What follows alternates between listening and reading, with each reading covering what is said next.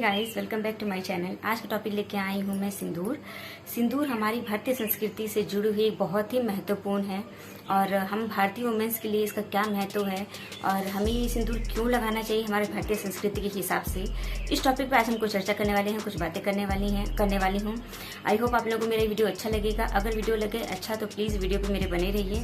और एक रिक्वेस्ट मैं आप लोगों से करना चाहती हूँ, वीडियो पे जाने से पहले मेरी वीडियो स्टार्ट करने से पहले मैं रिक्वेस्ट करना चाहती हूँ आपसे कि मेरा ये वीडियो अगर अच्छा लग जाएगा तो प्लीज़ लाइक कर देना और मेक श्योर कि आपने मेरा चैनल सब्सक्राइब कर लिया है। अगर नहीं किया है तो प्लीज़ मेरा चैनल सब्सक्राइब करिए।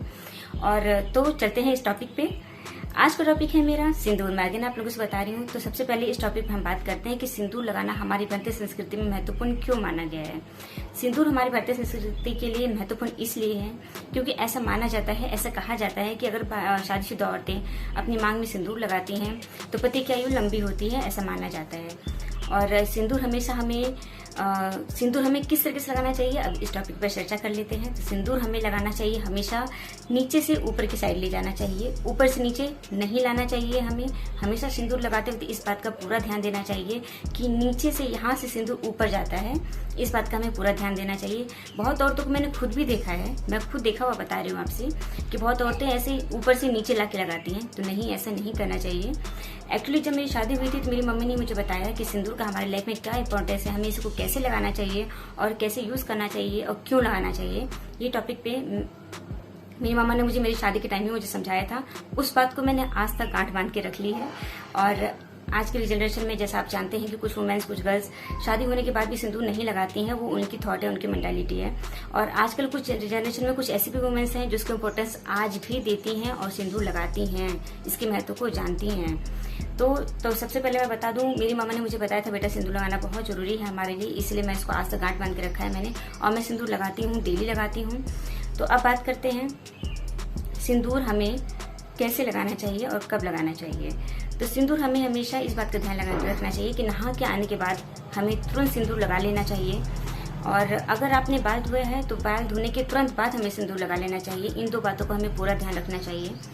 और उसके बाद मैंने ये भी बता दिया आपसे कि सिंदूर हमें कैसे लगाना चाहिए। सिंदूर हमें हमेशा नीचे से ऊपर ले जाना चाहिए, इस बात का भी हमें पूरा ध्यान रखना चाहिए। और सिंदूर हमें अपनी सिंदूर के किए में से 2 बार निकाल के लगाना चाहिए या फिर 5 बार लगाना चाहिए, इस बात का हमें पूरा ध्यान देना चाहिए। अपने किए में से सिर्फ 2 बार निकालें या 5 बार निकाल के मांग में लगाया जाता है सिंदूर।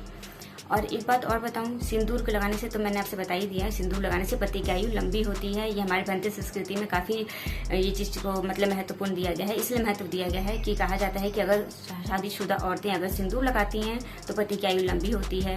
ये मम्मा ने मुझे बताया था, तो इस बात पर मैं पूरा ध्यान देती हूँ।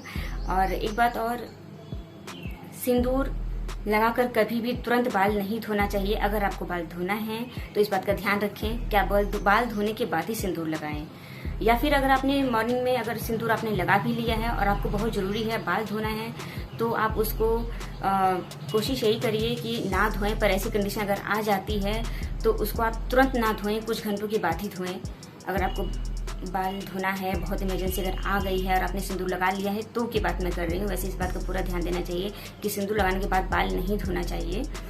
और एक बात और, अगर सिंदूर लगाते वक्त हमारे नाक पे अगर सिंदूर झड़ जाता है तो लोग कहते हैं कि पति का प्यार हमें बहुत ज्यादा मिलता है, हमारा पति हमसे बहुत प्यार करता है, ऐसा भी कहा जाता है, ऐसा भी माना जाता है। मेरी मम्मा ने मुझे बताया था कि बेटा अगर सिंदूर लगाओ और नाक पे अगर वो थोड़ा सा झड़ जाता है तो ऐसा कहा जाता है कि पति हमें बहुत प्यार करता है, बहुत मानता है। सो ये भी बात बहुत महत्वपूर्ण है। सो मुझे जितना पता था, जो पता था, मेरी मम्मा ने जो मुझे बताया मैं आप लोगों से बता रही हूँ।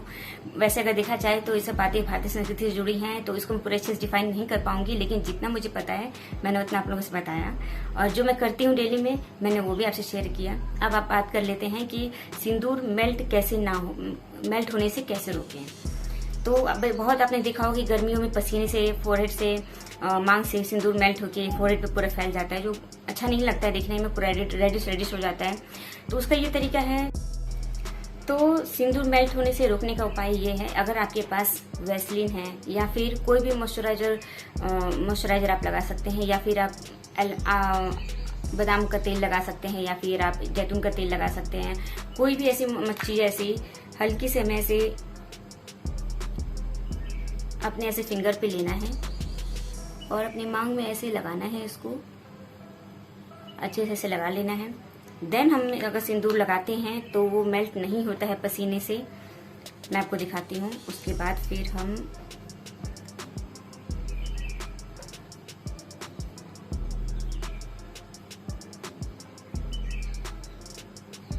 वैसे मैं बताऊं तो कितनी भी गर्मी हो, कितना भी पसीना हो, मेरा सिंदूर टच वुड मेल्ट नहीं होता है और मेरे फोरहेड पे बिल्कुल भी फैलता नहीं है।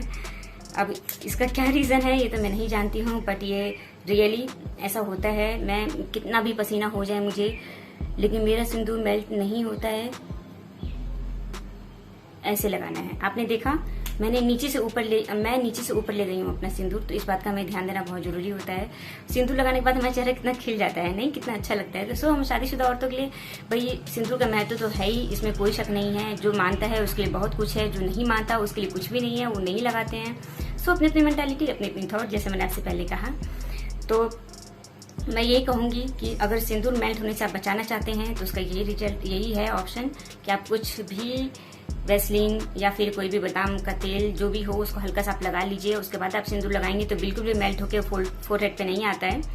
तो मैं तो ऐसा नहीं करती हूँ, क्योंकि मैंने आपसे बता दिया मेरा मेल्ट नहीं होता है, इसलिए मैं नहीं लगाती हूँ। बट ये तरीका मैं जानती थी, इसलिए मैंने आपसे ये चीज़ बता दिया। और तो ये है हमारी भारतीय संस्कृति की एक बहुत बड़ी रस्म, जो तरीका एक था हमारा, जो आप लोगों से मैंने शेयर किया। जितना मुझे पता था, जितना मुझे जानकारी थी, मैंने आपसे शेयर कर दिया। सबसे पहले इम्पोर्टेंट बात मैं आपसे ये बताऊं कि हमें शनिवार को पीला सिंदूर लगाना चाहिए। मम्मा ने मुझे बताया था बेटा शनिवार को पीला सिंदूर लगाना बहुत अच्छा होता है, तो मैं शनिवार को पीला सिंदूर लगाती हूँ। और दूसरी बात ये कि हमें सिंदूर कभी भी किसी के सामने नहीं लगाना चाहिए। सिंदूर हमें हमेशा अकेले में लगाना चाहिए।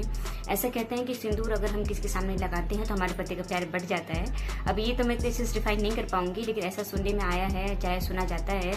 मेरे कहने का मतलब ऐसा कहा जाता है। मेरी मम्मा ने भी मुझे ये बात बताया था बेटा सिंदूर हमें हमेशा अकेले में लगाना चाहिए, किसी के सामने नहीं लगाना चाहिए। और तीसरी बात हमें ये भी ध्यान देनी चाहिए कि जिस डिब्बे में से हम डेली सिंदूर लगाते हैं या फिर जो हमारी शादी वाला सिंदूर है वो हमें किसी और को लगाने के लिए नहीं देना चाहिए, सिर्फ हमें लगाना चाहिए, किसी और को नहीं देना चाहिए। अगर किसी ने आपसे मांग लिया कि बेटा अगर किसी ने आपसे मांग लिया कि हमें सिंदूर चाहिए लगाना है, मुझे दे दो, तो आप कोई प्रसाद वाला चढ़ाए हुआ माता रानी को या फिर कोई और आप दूसरी सिंदूर रखे हैं तो वो आप दीजिए उन्हें लगाने के लिए। अपनी डेली लगाने वाली सिंदूर और अपनी शादी वाली सिंदूर हमें किसी से भी शेयर नहीं करना चाहिए। लोग कहते हैं पति का प्यार बढ़ जाता है, इसलिए ऐसा नहीं करना चाहिए।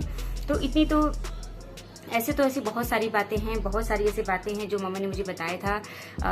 मैं अगर बातें आप लोगों से करने लगी और डिटेल अगर इतने अच्छे से डिफाइन करने लगी तो वीडियो मेरा काफ़ी लंबा हो जाएगा, फिर आप लोग खुद देखते देखते वीडियो मेरा बोर हो जाओगे। कर दिया। आई होप आप लोगों को मेरा वीडियो अच्छा लगा होगा, और अगर वीडियो अच्छी लगी होगी तो प्लीज़ मेरे चैनल को लाइक कर देना। और ऐसी यूजफुल वीडियोस मैं आप लोग के लिए लेके आया करूंगी। प्लीज़ मेरे चैनल को सब्सक्राइब कर लीजिए और बेल आइकन को भी प्रेस कर दीजिएगा, ताकि मेरे सारे वीडियोज की नोटिफिकेशन आपको मिलती रहे। तो मिलते हैं नेक्स्ट वीडियो में, इस उम्मीद के साथ कि आपने मेरा चैनल सब्सक्राइब कर लिया होगा और मेरे वीडियोज़ को आपने अपने प्यारा सा लाइक दे दिया होगा। तो मिलते हैं नेक्स्ट वीडियो में। Thank you, bye bye.